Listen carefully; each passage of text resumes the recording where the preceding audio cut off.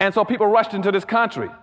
But they had to set up external controls, saying, how do we control them when they get here? With all these blacks coming into the country. Because I just told you, 6 out of every 7 persons coming across the Atlantic were black folk. They were pouring into the country. But they want to make sure enough whites were here to benefit and get the fruits of black folks' labor. And so they passed the cultural diversity, which says, the cultural diversity law says, for every 5 blacks you own, you must have 1 white person. You must always have 1 white person there to monitor, to make sure that black folk are being monitored and kept under control, that you understand what they're up to. That law stayed into effect, never went out of effect. Now comes 1710. Now when 1710 came, here's the main point of my talk today. 1710 did something that is totally devastating. Totally devastating. The Virginia colony in 17 passed what they call Meritorious manumission. Meritorious manumission says, what we're going to do now, that we put up the external controls in 1705, we must have internal controls. We don't have the time to go around and monitor and watch all these black folk coming into this country.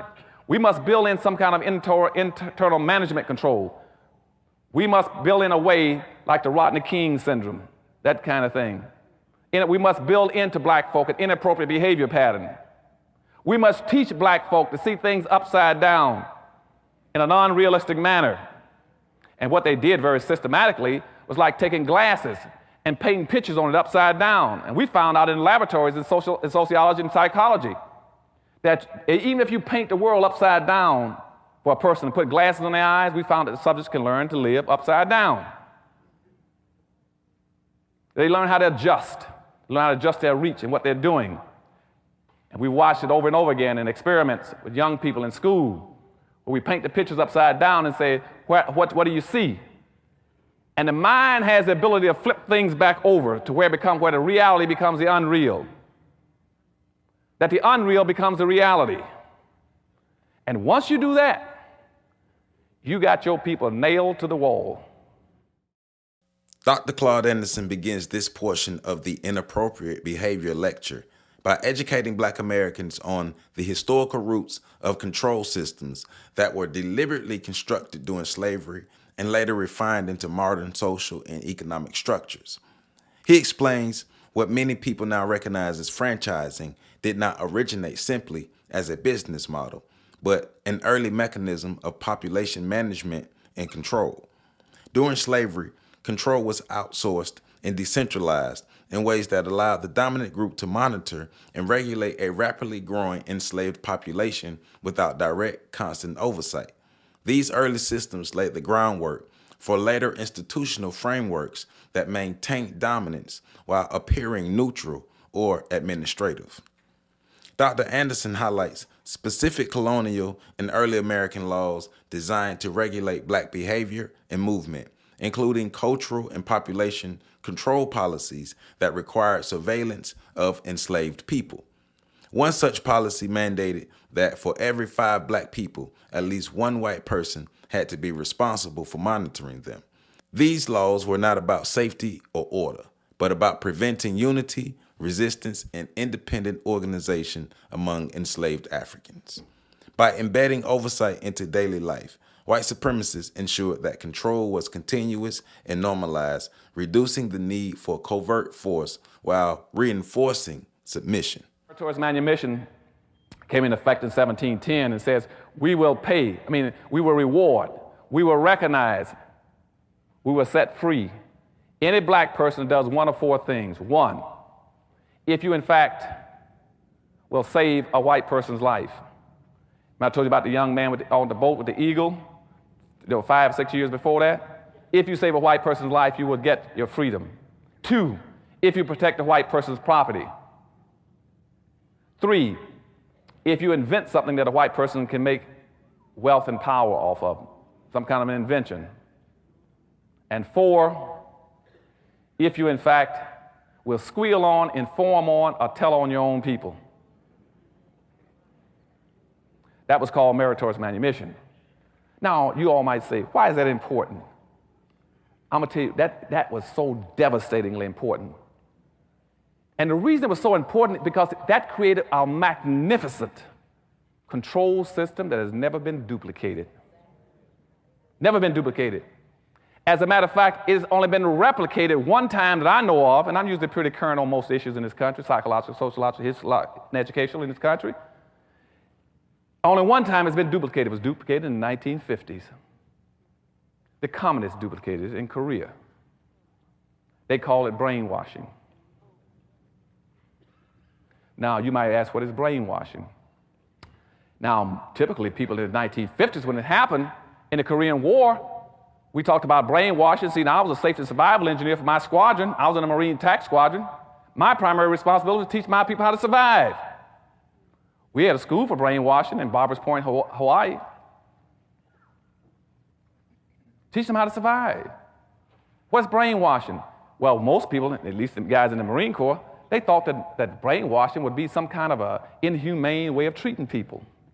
That it would be no less than pulling out fingernails, driving bamboo splinters between the joints, hanging people up in the cold and castrating them, what we call the Chinese water torture.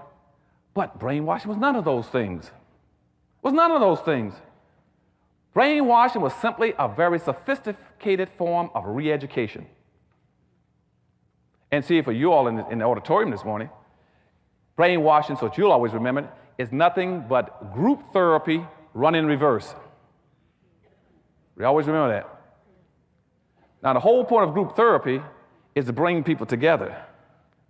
Brainwashing is to turn it backwards and scatter people apart. And that was very effective in Korea against our troops.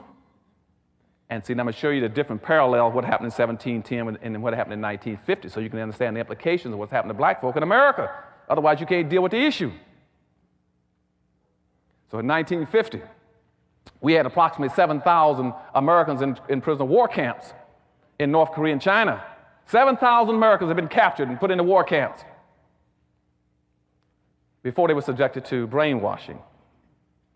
And after they were subjected to brainwashing, starting from the time they were captured, do you know that in that course of time, almost 4 years, we did not have one single solitary American prisoner to escape from a prisoner war camp? That had never happened in the history of this nation, that you can contain that many soldiers in one or two places and never have one to escape. Not one escaped out of 7,000 in almost 4 years. And to tell you the truth, in some of those camps, they didn't even have fences or walls up. Some of them didn't even have guards. And our people could not escape because of the techniques of brainwashing that was used on them. You would say, now, what was happening to them? They were being devastatedly re-educated. And this is the same identical technique that was used in 1710 on black folk. The whole concept of integration was the same thing that today. They scattered them. Now, what happened in Korea? In Korea, we noticed certain kind of things were happening to the prisoners. They didn't act like prisoners anymore. See, when a guy when he was captured as a prisoner, the first responsibility was to try to escape, not to participate, not to cooperate with the enemy, not to compromise one's principles.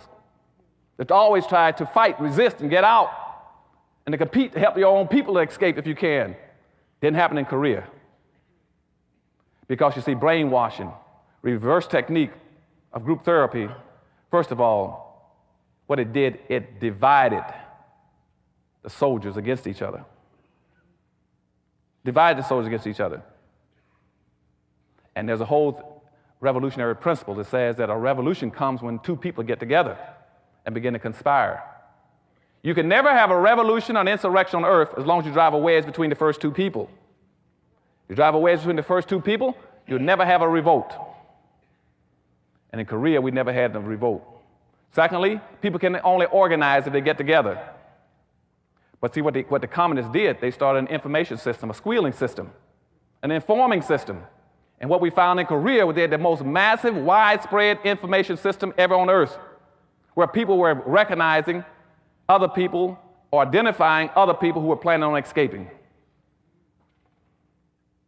And what the communists were doing was telling people, look, you all got a responsibility now as a prisoner.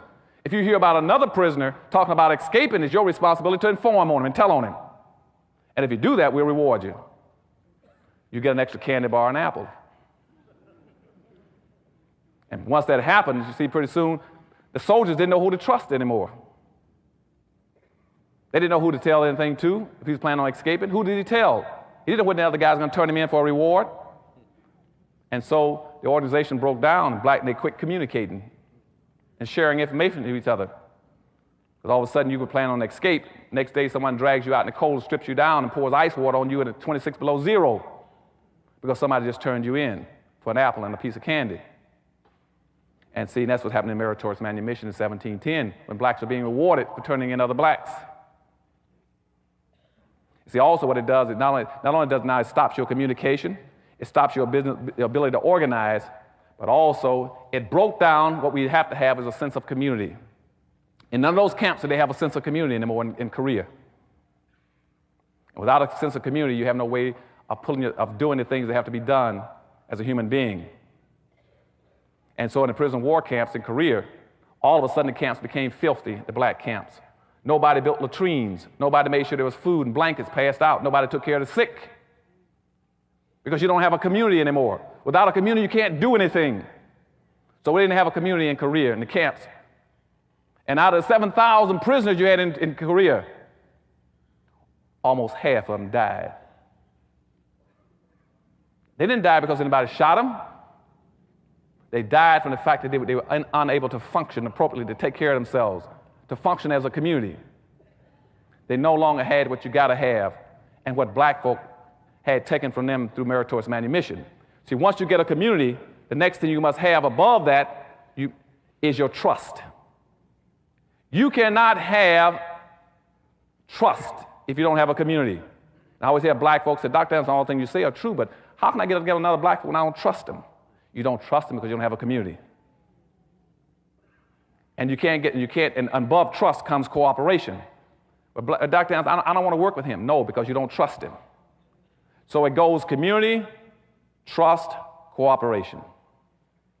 And that's what they did in Korea. They killed the community. The black soldiers no longer had a community, and prisoners no longer had a sense of a community. They no longer had a sense of who they were, what they were about, the business of, and who they were. And all of a sudden, that kind of an oppressive system of rewarding people for identifying with the enemy, and that's what the Koreans were doing, saying, you identify with us, and we'll reward you and give you candy and an apple. And when they started rewarding people, the community was destroyed. And their soldiers fell apart. And over half of them died. And so the next thing that happened to them is what also happened to the black community. After 1710, they moved into a thing what we call give-up-itis. All of a sudden, the soldiers in Korea, in those camps, no longer cared about anything anymore. So when I come into the Crenshaw district and I said, why don't you do this? They said, well, we don't care anymore. Same thing happened in the prisoner of war camps. The soldiers didn't care. And once they lost caring, they were through. Nobody could save them anymore. And at night, over 40% of those soldiers would pull blankets over their head and just sit there in the corner and die for no apparent reason. Not for physical reasons. It was called give-up-itis, and you've seen it in hospitals. That's when a person would die long before he's supposed to. And you ask why. When a husband passed and the wife would die 6 months later, 3 months later. Not for any medical reason, because they no longer have a will to live. And that's what happened in those camps. We lost over half our soldiers because they lost their will to live. And see, after Meritorious manumission was put on black folk in 1710, black folk, a lot of them began to lose their will to live and to care and be responsible. So jumping back to 1710, so you understand what brainwashing is and the effect on black folk. I want you all to understand that was a re-educational system. So when that happened in 1710, the word spread.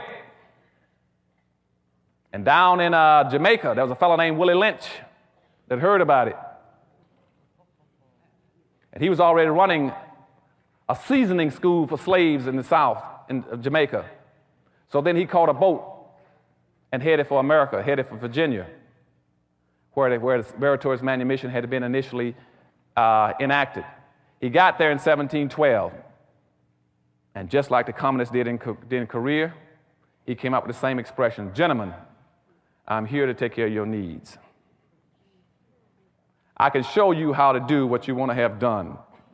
I can show you how to divide these slaves so they'll never recover, or at least it'll take 300 years before they can do it.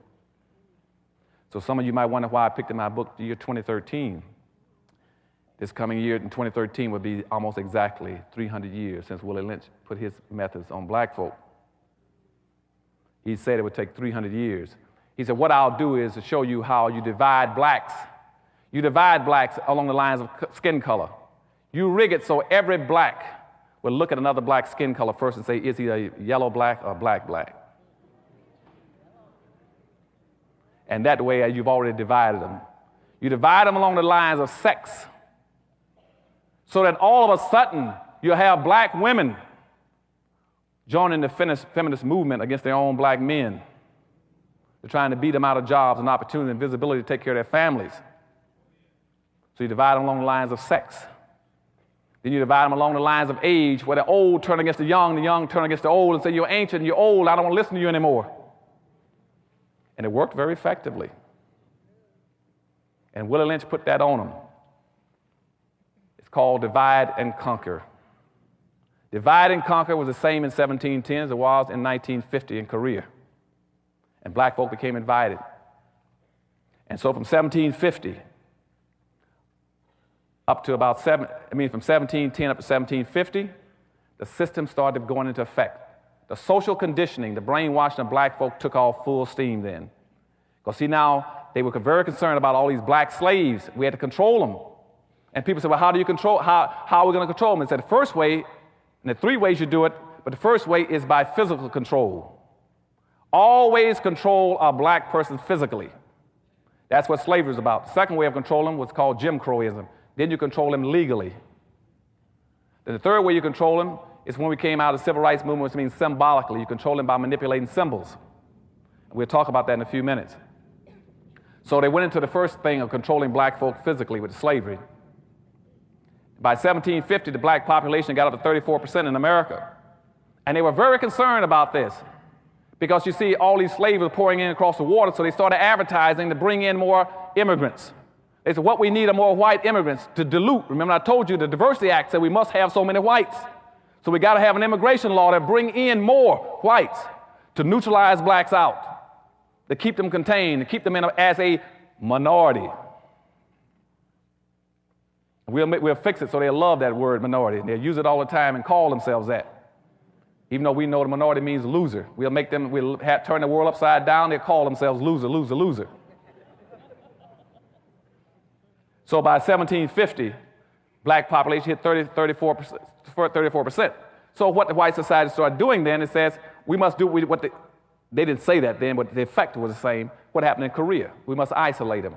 So every Indian treaty from that point on started putting in conclusions saying that you must also stay away from black folk.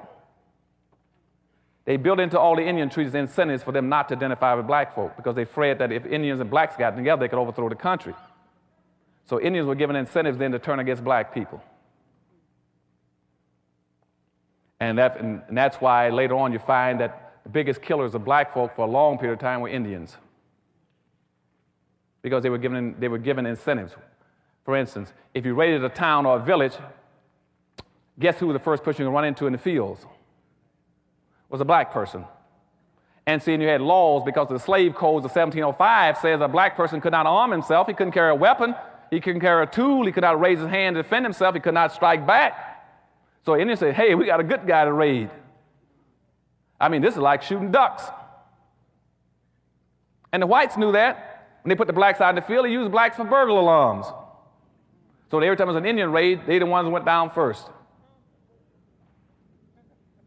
And that's why all the 5 civilized tribes in America then became slaveholders. All the 5 civilized Indian tribes were slaveholders. Not only were they slaveholders, they were slave traders.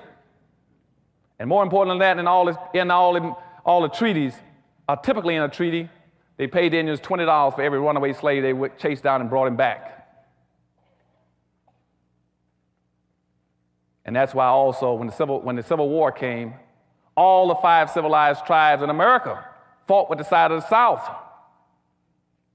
to prefer slavery because they didn't want to lose their money and wealth either. And I still have blacks running around saying, well, I'm half Indian.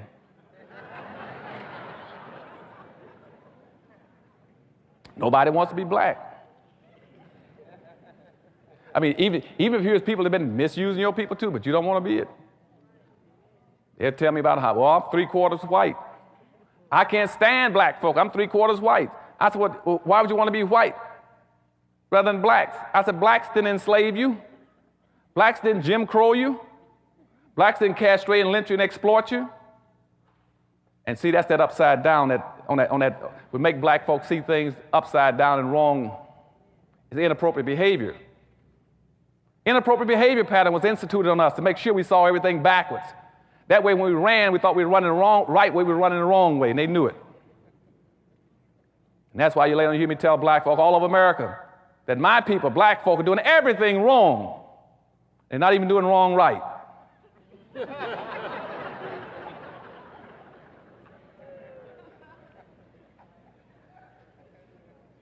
Because you see, everything's pointed upside down for us, so they can't see which way to run. And so at that time, in 1750s, the colonies then tried to figure out how to contain the whole issue.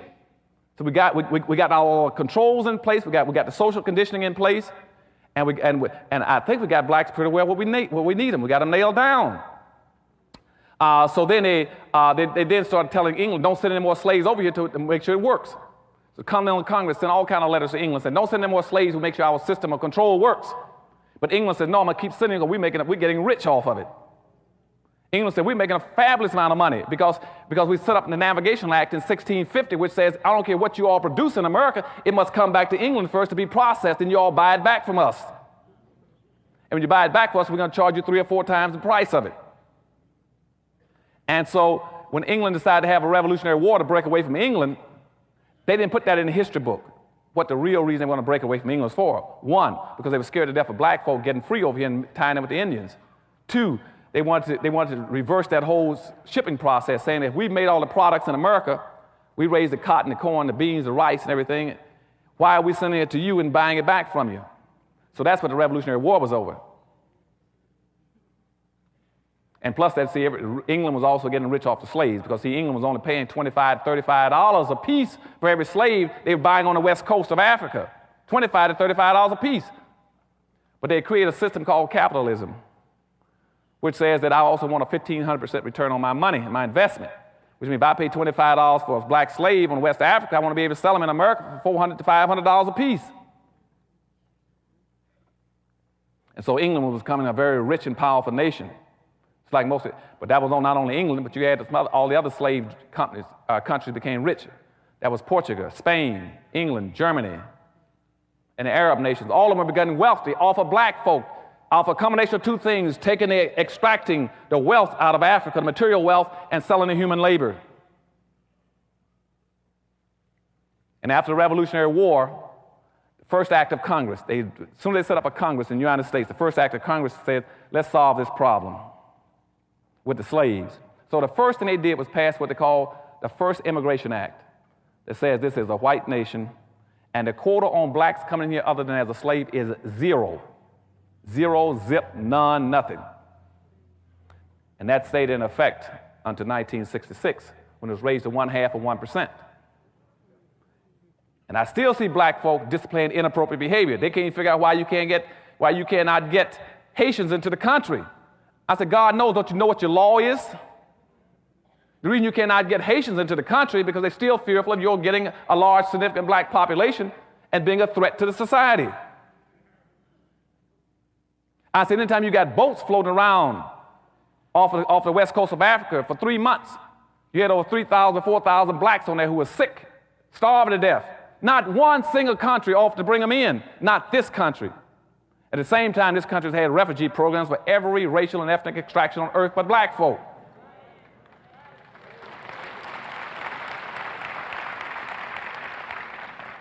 And where's our civil rights leaders? Where's our black leadership? Why aren't they raising issues about it? Instead of them going down there and say, why can't blacks come in from the islands and from Haiti? They do the same thing because they're seeing things upside down and backwards. They do the same thing the whites do. Say, well, what we need to do is invade that country and make them stay there. Let's improve the conditions there.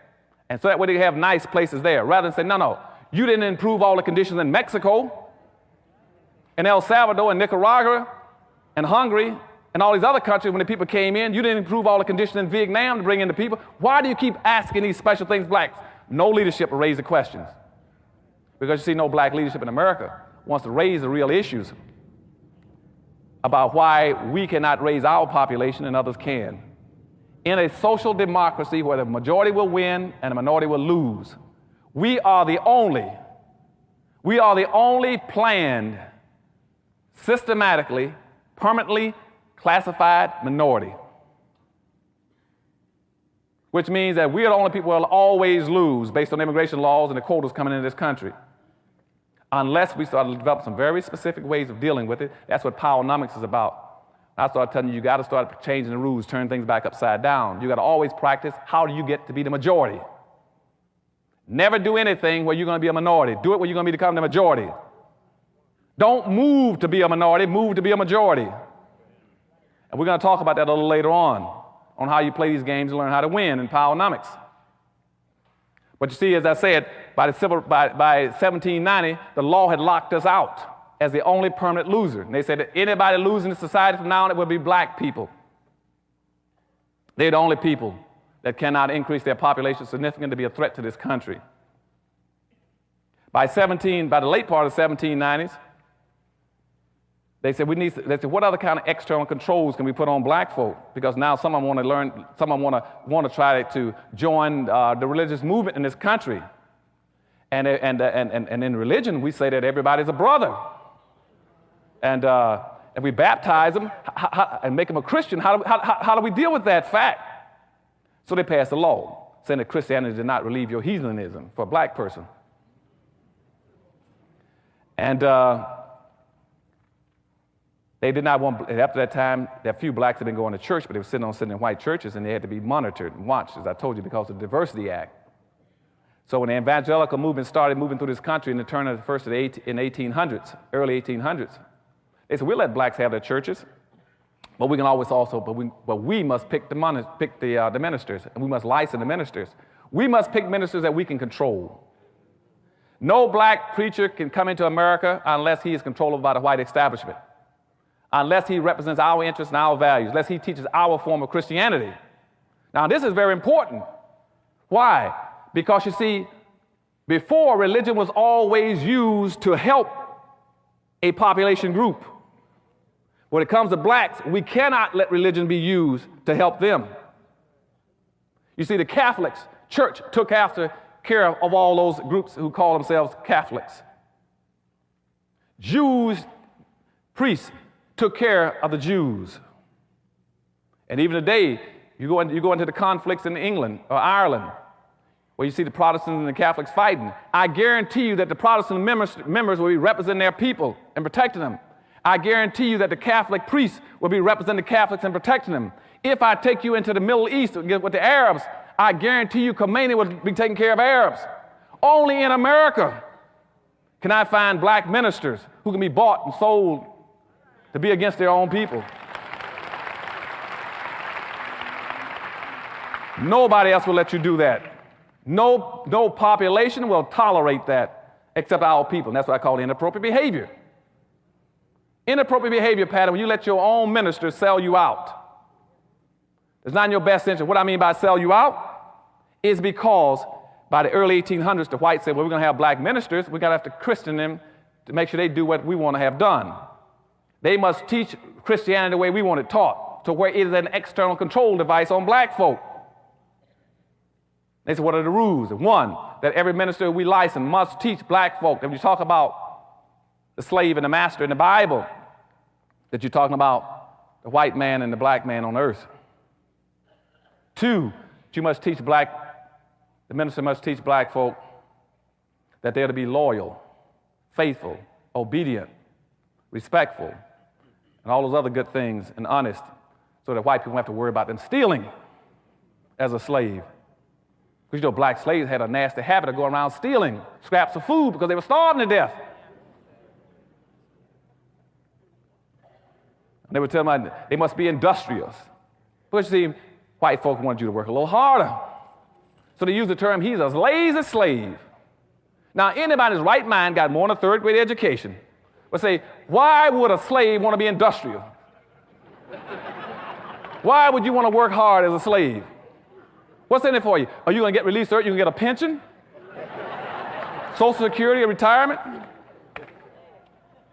But they always got this thing about, why, he's a lazy slave. I even got a black writer writes about that day. Part of the problem is the blacks were lazy slaves. He should have been lazy.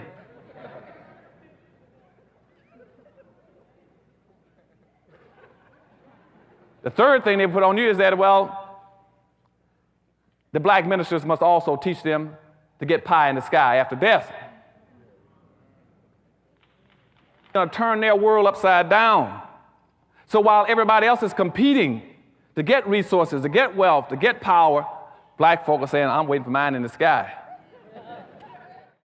One of the most devastating legal tools Dr. Anderson discusses is the Meritorious Manumission Law of 1710 in Virginia, which he identifies as a critical turning point in the social engineering of Black America.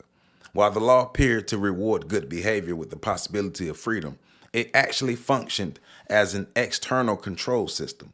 It trained enslaved people to police their own behavior and that of others in pursuit of individual survival rather than collective liberation. According to Dr. Anderson, this law encouraged competition, betrayal, and disunity, embedding inappropriate behavioral patterns that weakened group cohesion and resistance. Dr. Anderson argues that white supremacists successfully engineered a system of white psychological control that conditioned many black people into self-destructive and self-deprecating behavior.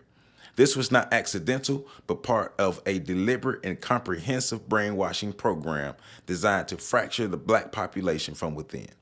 By instilling mistrust, envy, and internal conflict, the system ensured that enslaved people, and later Black Americans, would turn on one another rather than confront the true sources of their oppression. When the mind of a people is properly engineered, Dr. Anderson explains, there's no need to fear rebellion. The people will imprison themselves. This portion of the lecture concludes with a powerful warning about the long-term consequences of internalized control. Dr. Anderson explains that the system was designed to destroy trust within black communities while teaching black people to trust their oppressors instead of each other. Once a community loses the ability to function collectively, economically, socially, and politically, it begins to collapse. Without unity, shared purpose, and group loyalty, the community cannot sustain itself and will ultimately die. Dr. Anderson's message is clear. Empowerment requires dismantling the inherited behavioral patterns and rebuilding trust, self-determination, and collective responsibility if Black America is to survive and thrive.